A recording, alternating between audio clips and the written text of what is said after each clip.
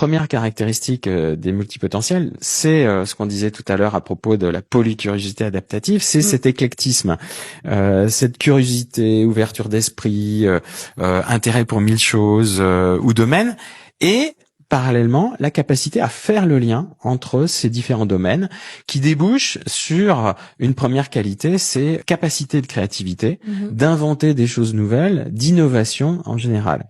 Autre caractéristique des multipotentiels qu'on n'a pas forcément cité jusqu'à présent, c'est l'appétence et la capacité à apprendre et à apprendre dans plein de domaines différents.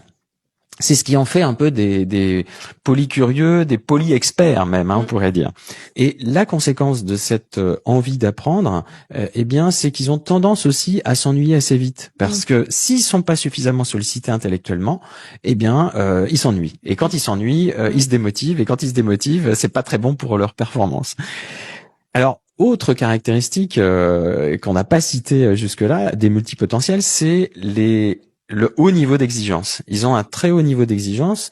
Alors ça peut être bien d'un côté, évidemment, parce que ça les conduit à une forme un peu de perfectionnisme.